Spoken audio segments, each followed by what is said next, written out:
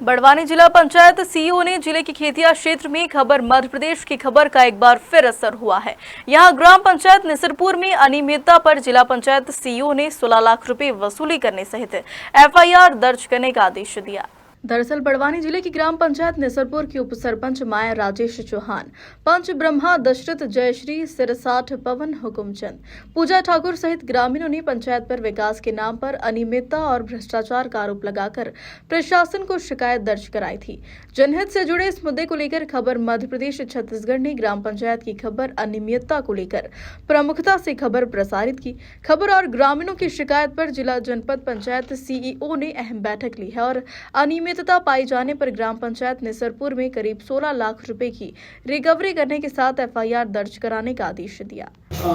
देखिए, अभी चूंकि जो इलेक्शन का पीरियड था तो उस बीच में हम लोग अपने विकास कार्यों की समीक्षा नहीं कर पाए थे। इसी रेफरेंस में अभी सभी जनपदों में हम विकास कार्यों की समीक्षा कर रहे हैं और इसमें प्रधानमंत्री आवास, लेबर अचीवमेंट और इसके अलावा जैसे आधार आधारित भुगतान, इन सभी बातों पे हुआ है। इसी बीच में जैसे एक निसरपुर की काफ़ी टाइम से वहाँ के ग्रामीणों की शिकायत थी कि 55 बिंदुओं पे जांच नहीं हो रही है। उसमें से लगभग 36 से 37 बिंदु निर्माण कार्य से संबंधित है। एई ने उसकी रिपोर्ट सबमिट कर दी है, जिसमें लगभग 16 लाख रुपए की राशि जो है रिकवरेबल बताई है। और इसके संबंध में मैंने एई और सीईओ जो हमारे जनपद पंचायत हैं इनको निर्देशित किया है कि उनकी एफआईआर दर्ज करें। तो ये 1-2 दिन में उसकी एफआईआर दर्ज करके मुझे जानकारी देंगे।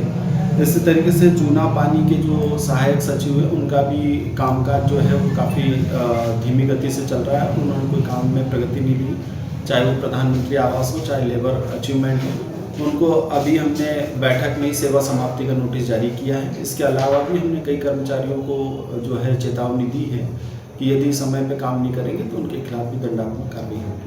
अनियमितताओं के संबंध में जो भी फील्ड का अमला है, यदि वो टाइम पे अगर निरीक्षण नहीं करता है तो कई बार अनियमितताएं परिलक्षित होती है। लेकिन कई बार जो हमारे क्षेत्र में जो कर्मचारी होते हैं उनकी भी लापरवाही ज़्यादा होती है, क्योंकि कुछ गलतियाँ ऐसी होती हैं जो जानबूझ के होती है और कुछ गलतियाँ ऐसी होती हैं जो काम करने के दौरान होती है। तो काम करने के दौरान अगर कोई मिस्टेक होती है तो वो तो फिर भी ठीक है, उसको देख सकते हैं। लेकिन जो जानबूझ के गलतियाँ होती है, जैसे ये कुछ पंचायतों में यही स्थिति आ रही थी कि एक नाम के 2 व्यक्ति है तो प्रधानमंत्री आवास का जो लाभ था 25,000 रुपये की राशि वो किसी और को दे दी गई, जबकि वो अपात्र है।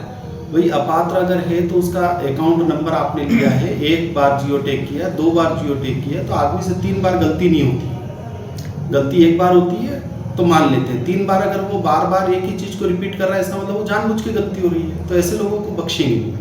लगभग अभी हमारे पूरे जिले में लगभग 18,000 ऐसे मनरेगा के और विभिन्न प्रकार के निर्माण कार्य जो आधे अधूरे हैं, और उसमें भी अभी मैंने इनसे यही कहा है कि 18-19 के जो वर्क है, लगभग 100 काम ऐसे जो 18-19 के हैं, उसमें कुछ वृक्षारोपण के काम भी हैं और कुछ छोटे मोटे निर्माण कार्य। तो उसका सत्यापन करके, और ये भी कहा है कि अगर वृक्षारोपण में मान लीजिए प्लांटेशन अभी आज की तारीख में जीवित अवस्था में नहीं है, उनकी उत्तरजीविता जो शासन ने निर्धारित की है, अगर वो नहीं है तो ऐसे मामलों में उनकी वसूली की कार्रवाई शुरू करें। जहाँ काम से पहले अगर आहरण हो रहा है तो एक तो ये कंडीशन होती है कि ठीक है 5-10% राशि अगर उन्होंने सामग्री वगैरह क्रय करने के लिए आहरण की है तो वो एक तकनीकी और व्यवहारिक समस्या सामने आती है, वहाँ तक तो ठीक है, समझ में आता है। लेकिन निर्माण कार्य हुआ ही नहीं है, 2-2, 4-4 महीने पहले अगर आहरण कर लेते हैं राशि, तो ऐसे मामलों में हमने अभी भी कल भी मैंने जिला पंचायत से धारा 89 के वसूली के प्रकरण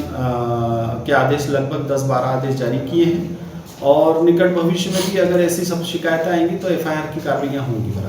खेतिया से जयेश पटेल की रिपोर्ट।